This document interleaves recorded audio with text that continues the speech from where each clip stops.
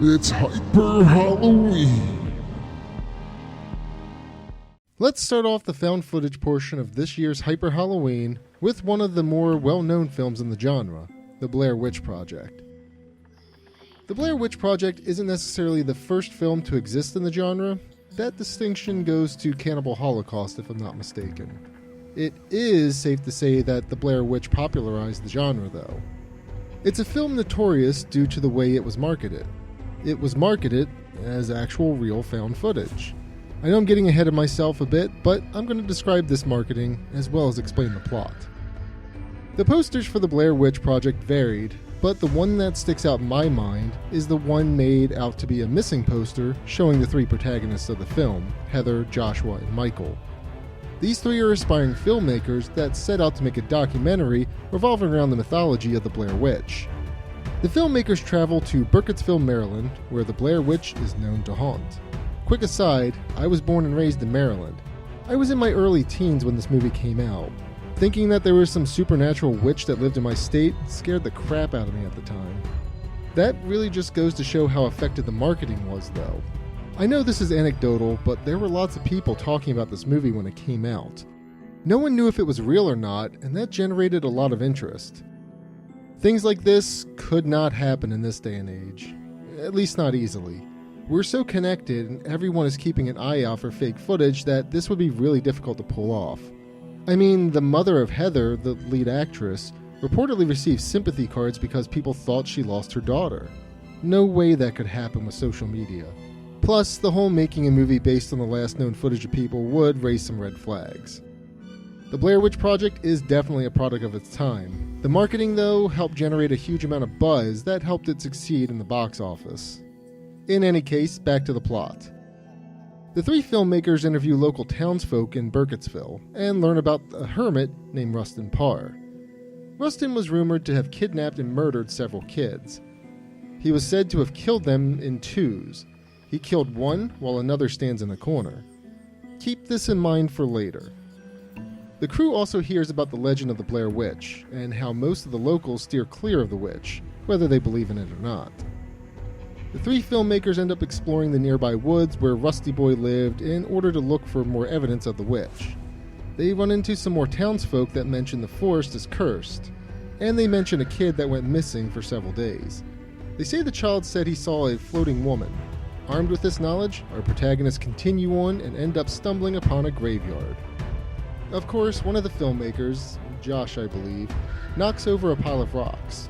This is obviously a burial site, and Josh disturbs whatever's there.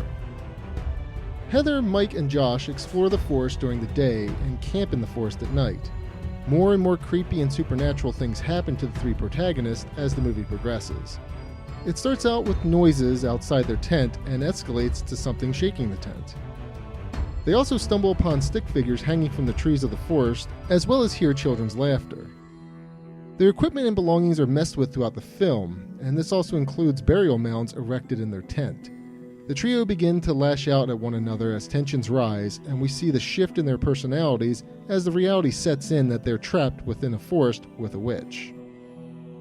Josh eventually disappears. He is heard screaming in the distance, but the remaining two can't find him. Heather eventually discovers a bundle of twigs with a part of Josh's shirt, blood, a tooth, and a finger. This leads to one of the most iconic scenes of the film, the confession of Heather to the camera. This was a shot used on other Blair Witch movie posters, and has been parodied/copied in several movies and spoofs as well. The duo of Heather and Mike end up in a rundown house that they believe Josh is in due to hearing his screams. They promptly explore the house, and Heather and Mike are both assaulted by an unknown force. Dropping the camera, we see Mike is standing in a corner while Heather is killed. And that's how the movie ends.